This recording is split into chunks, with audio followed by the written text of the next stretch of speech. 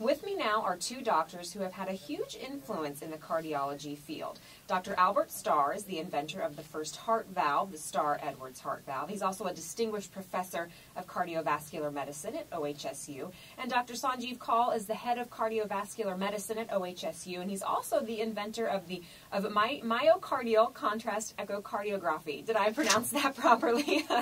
Well, good morning to both of you. Oh, good morning.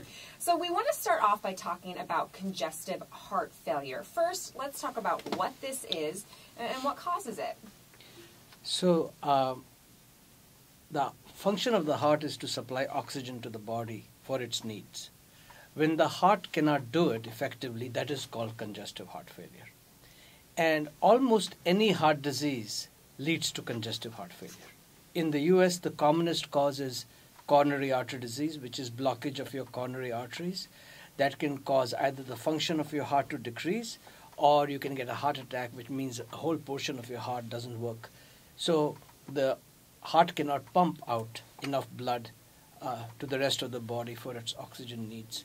The other commonest cause is high blood pressure, which makes the heart muscle very thick. So although it pumps correctly, it cannot fill well enough. So enough blood doesn't go out because it doesn't fill enough. So those are the two major types of heart failure. But any heart disease can lead to heart failure. And I'm sure many people are affected by this, correct? There are over 500,000 people each year who develop congestive heart failure, and it's also the major cause of death from heart disease. You both have been in this business a very long time. Have you seen these numbers increase or decrease as the years have passed? They have increased. Yeah, the numbers are increasing because the palliative treatment is effective enough to keep people alive longer than in the early days, both through medications and through surgical procedures. So oddly enough, the disease is increasing enormously, but the mortality from the disease is actually decreasing. So is it a lot of lifestyle problems that can cause coronary artery disease? Yes, coronary artery disease is 50% of the time is caused by some risk factors: smoking, high blood pressure, high cholesterol, family history, very strong. But another 50% of the time, we don't find a risk factor. And so that's why it's a very frightening disease, because we cannot identify everybody who may or may not develop the disease. Well, one of the critical factors, though, about coronary artery disease is that it's segmental in the sense that only portions of the artery are diseased and other portions may not be. So if you could do away with the portion that is diseased where there's an obstruction, either by bypassing it surgically or by putting a stent and dilating it at that portion, the coronary artery can remain functional even though it was a victim of atherosclerosis. Well, do you know why only one portion of the artery or one portion of the heart would be affected? Yeah, that's a really great question, Sanjeev. It is usually at branch points, and it is wherever there is less shear. So if you have more shear, you are much less likely for adhesion molecules and other things or cells to adhere to the endothelium. Where there is low shear stress, they are much more likely. So those are the regions that are more likely to develop atherosclerosis. Yes, Sanjeev is really one of the world's pioneers in understanding the mechanism of atherosclerosis and how the receptors inside the artery, little strands of protein that hang out, are very sensitive to blood flow. And where the shear stresses are low, as he says, that's where atherosclerosis tends to occur. Interesting. Well, you mentioned bypass and stents, Dr. Starr, so I want to go into now treatments. What are the most effective ways of treating congestive heart failure? Well, the big way that started in 1967 was coronary bypass surgery. I mean, that was a tremendous operation, and it's probably the world's most successful operation ever developed in terms of saving lives. And that was just a method of knowing that the artery was usually okay downstream from the obstruction, and all you had to do was put a bypass graft into the downstream portion of the coronary artery, and the blood flow would be restored to the heart muscle. And that was the only way of treating significant coronary disease for a long time, until the cardiologists themselves began playing around with their catheters and were able to do something a little bit more, even more slick than the coronary bypass. Yeah, let's talk about that. Which was placing stents. And so, so coronary disease is the biggest cause of heart failure, but in the early eras, 50s and 60s, before people would get heart disease, they would die of valve disease. And that's where Dr. Starr made such a huge contribution, because these people had heart failure, their valves were leaking, the heart was not working well, and they would die. And because we didn't even have good medications then. So replacing the valve, 1 valve, 2 valves, 3 and up to 4 valves, completely changed the course of these people, and their mortality rates were much, much better. And so if they got heart failure, it was many, many years later after the valve. Yeah, the Starr-Edwards heart valve. You invented that, what, 50 years ago, I believe? 50? No, it's true. A long time ago. Yes. And the first one was 1960. Okay. When we did it. And Sanjeev is right that it was a major cause of heart failure.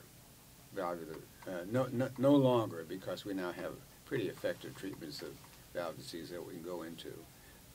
And so right now, coronary artery disease is the major cause, where the heart muscle is not functioning well because it's not getting enough blood supply. I see. Well, let's talk about the specific programs up at OHSU that is helping people with coronary artery disease. Mm-hmm.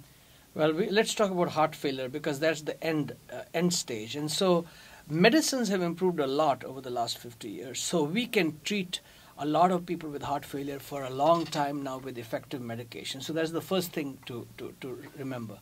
Second is that heart transplantation started about 40 years ago, and Dr. Starr was the first one to do it in Oregon about 27, 28 years ago. Yeah, 1985 was our first transplant. And the problem with transplant is that there are about 50,000 people who will need something done to their heart mechanically to let them survive the severe heart failure, but only 2,000 hearts are available in the country. Per year. Wow. And we want to continue our conversation about heart health, specifically what's new in valve surgery. OHSU is one of a few centers in the country qualified to implant a new type of heart valve called the Melody valve, and this does not require any open heart surgery. Dr. Starr, do you want to talk about this new valve? Oh yes, I'd be happy to. The Melody valve is a valve developed for use in the pulmonary position, and primarily because there are a large number of patients who had disease of the pulmonary valve that we were able to repair during infancy or childhood, but the valves were not perfect in their repair. They didn't grow properly, and they became insufficient. That is, they couldn't close. They didn't close completely, and so we needed to have a device that we could implant that would substitute for the pulmonary valve, and it was possible to do that by mounting a compressed valve onto a catheter, and then introducing the catheter into the heart through a peripheral vein, and getting it into the right position using fluoroscopy to control where it was, and then by blowing up a balloon which deploys the catheter inside of a little stent, then it was possible to replace the pulmonary valve without surgery. The valve was called the Melody valve as a product, but it has nothing to do with music or anything like that. It has to do with a device that replaces the pulmonary valve. It's a really neat way of doing it, and the risk is relatively small. It's not an operation, and these valves have functioned beautifully. Yeah, it's amazing what they can do without surgery. Right. Yeah, so who qualifies for these valves? Well, the most important segment of the population would be the ones who had previous pulmonary valve surgery. A lot. One of the first operations we did when open heart surgery started was called pulmonary valvotomy, where we operated on the children with open heart surgery, opened the pulmonary artery, and then separated these stuck leaflets from each other so they would open and close properly. But when these leaflets do not develop well, then later on in life they may need a pulmonary valve replacement, and this is a way of doing it without another operation. Do you think these new types of valves will make open heart surgery obsolete? No, they won't make open heart surgery obsolete, but it's really nice not to have a second operation after you've had a pulmonary valve operation in childhood. However, these valves can be put in non-surgically in other areas, and another very important one is the aortic valve. So we now have a way of replacing the aortic valve with a catheter-based technology in which we go through the groin artery and then pass the same kind of system up across the aortic valve, and with balloon dilatation deploy a stent which does have a valve inside, a valve made of the cow's pericardium. Now there's another brand new valve called the Sapien valve. It was just approved by the FDA, and OHSU is going to offer this soon. Explain how that one works. Well, that's what I was talking about, the Sapien valve. The Sapien valve was developed initially in Bordeaux in France about 10 years ago, and finally has reached the point where it's now available in the United States. And it's a great little device. It's like our other tissue valves that we implant surgically, made out of pericardium, but instead of having to sew it in, the pericardial valve is in a stent which is then compressed, so it will go through a small artery, and then this stent can be passed up under fluoroscopic control into the aortic position and then dilated into place. And so it's not a substitute for an aortic valve replacement surgically. It's used primarily for patients in whom the risk of a standard operation is very great. I see. So you wouldn't want to have surgery on these patients. So that's where this valve is very useful, at least today. There will be other iterations of the valve as time goes, and then maybe a decade down the road, one could argue, do you do surgery or do a valve? But at this stage, it is meant and indicated only for people who cannot be operated on, which is a large number of people over the age of 75 or so who have thickening of the valve, a lot of calcium in the valve, but along with that they have other morbidities. Commonly, for example, the way to replace the aortic valve is you go through the aorta, which is the big artery coming out of the heart. But a lot of these patients have calcium in the aorta as a part of the disease process. So if you try to go through the calcium, it becomes very difficult to repair the aorta and so on after that, and there are chances of stroke and so forth. So those are the patients who would benefit from this procedure. Also, patients who have lung disease can't go on for surgery, patients who have chronic kidney disease, a lot of other disease of the arteries, who basically are not surgical candidates because they may have a 50% chance of surviving an operation.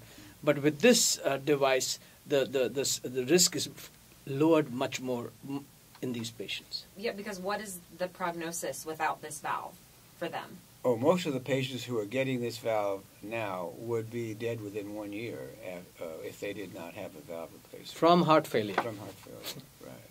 Wow. So a lot of advancements here for people who are already in poor health, it sounds like this valve is going to help there's them. even more to go, because this is just the first stage in what we call hybrid surgery.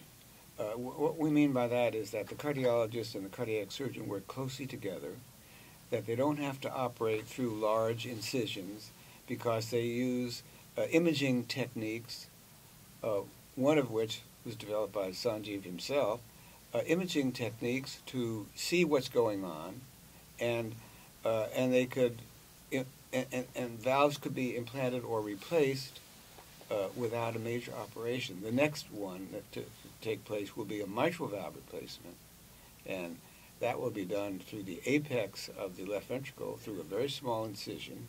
So the surgeon makes a small incision, is working with the cardiologist, the x-ray is available for guidance, and together the team puts in this mitral artificial valve.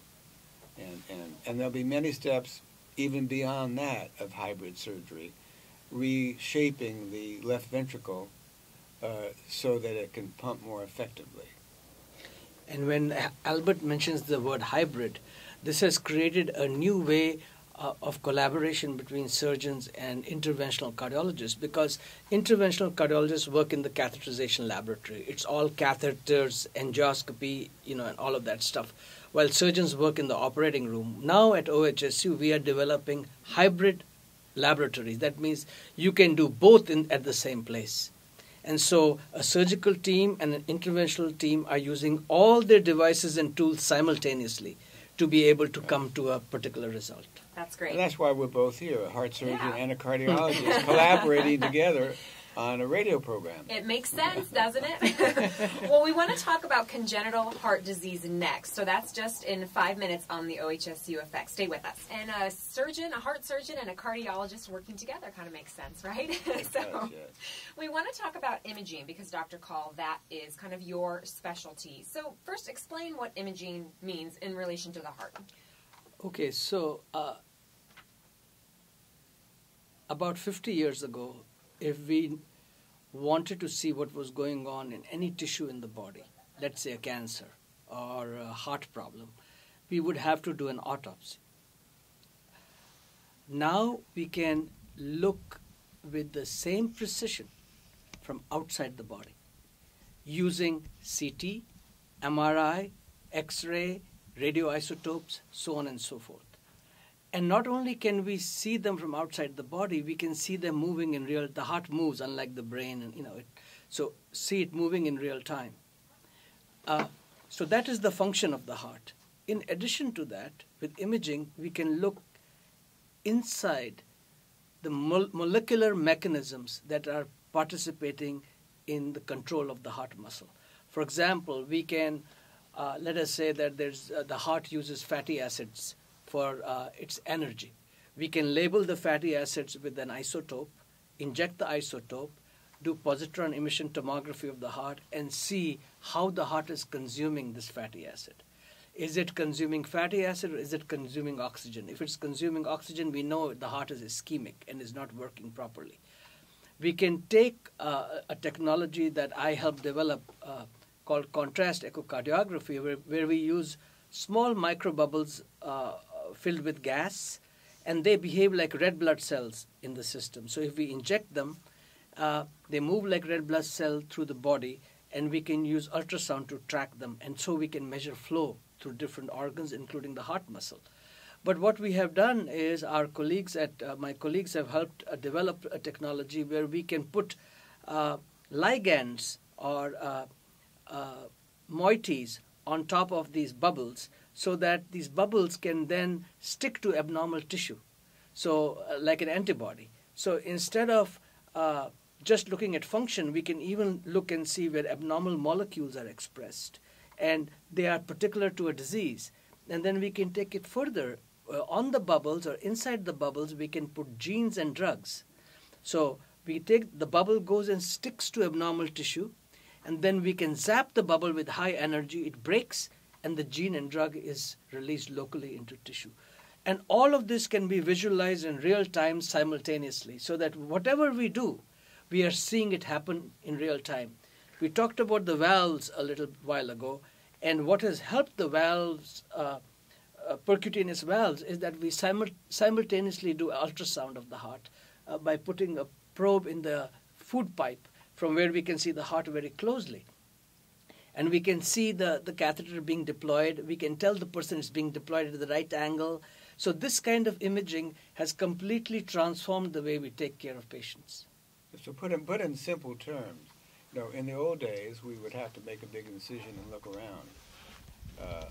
And then we started using fluoroscopy. For example, when pacemakers were first developed, surgeons put in pacemakers, and I would stand around in the catheterization laboratory and be exposed to X-rays while I was putting a pacemaker in. I was very happy to turn it over to the cardiologist as soon as I could.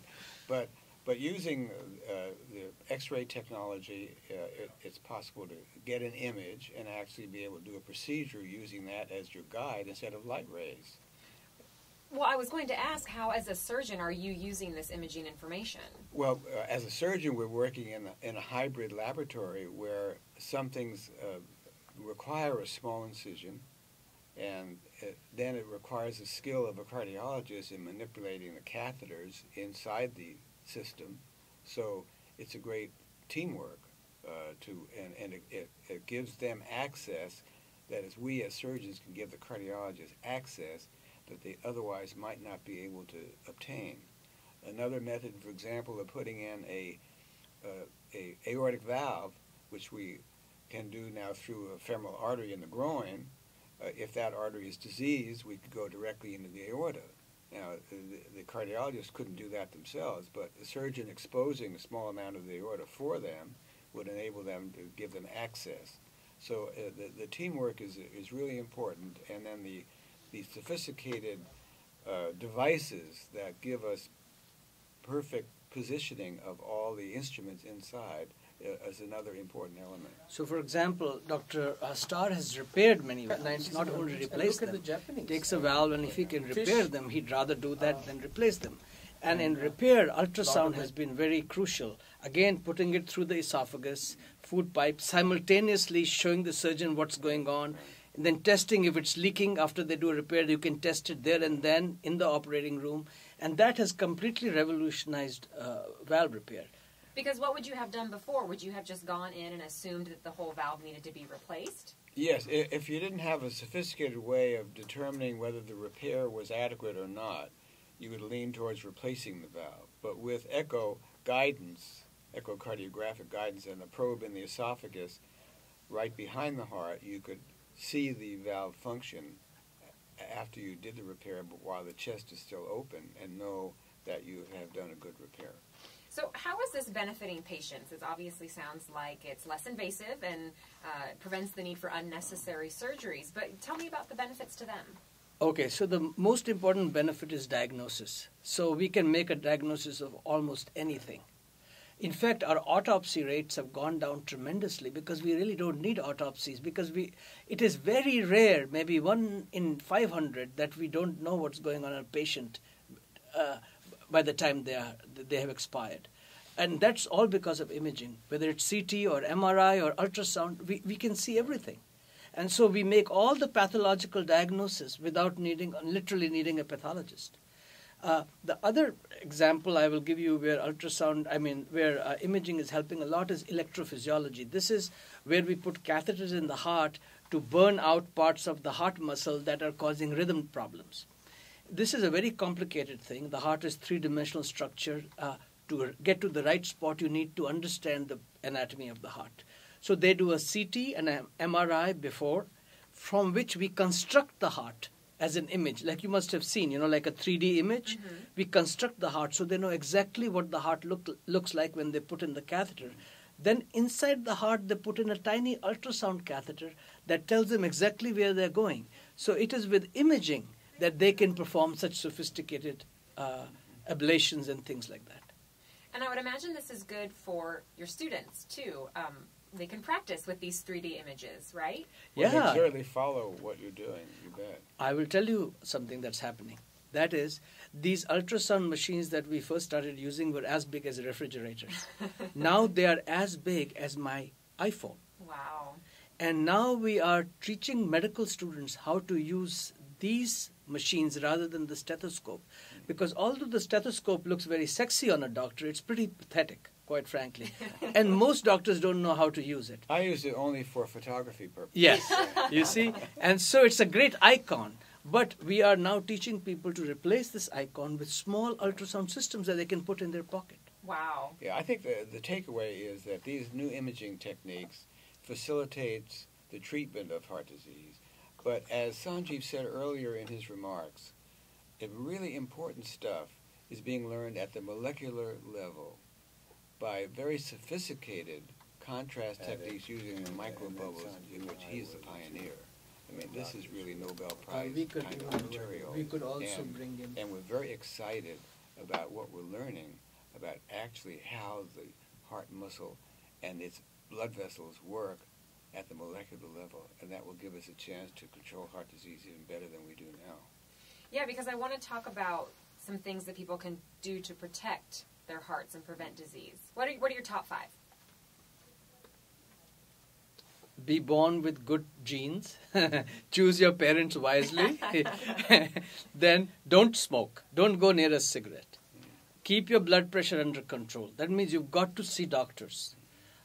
Cholesterol must be under control. And exercise and good diet. That makes it 6.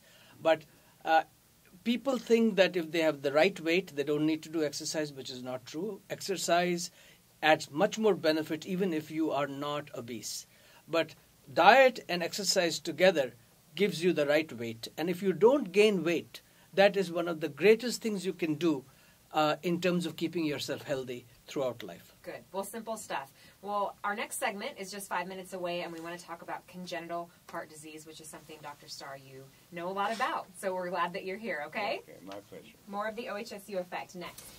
So, Dr. Starr, how many people are born with heart defects, and what is congenital heart disease? Well, congenital heart disease is a disease in which the heart doesn't develop completely normally, and it's about 1% of the population births. There is some element of congenital heart disease. The heart is really complicated the way it develops, and things can go wrong very easily, and they take a certain pattern. So we begin to see certain kinds of congenital heart disease more than others. For example, if there's a partition between the two atrial chambers is deficient, an atrial septal defect, that's common. If there's a communication between the two pumping chambers, a ventricular septal defect, that's common. These were some of the early defects that we closed with open heart surgery in the early days of its development in the 1950s and 1960s. And then as diagnostic tools became more perceptive, we were able to recognize other kinds of congenital heart disease, and disease of the valves was important. Aortic narrowing, pulmonary artery narrowing, and heart surgery really developed with this menu of congenital heart disease, and acquired heart disease in adults was not attacked until the early 1960s. So most of the early history of heart surgery is in congenital heart disease. Now we still face challenges, even though it's quite an old specialty. We still face some real challenges in congenital heart disease.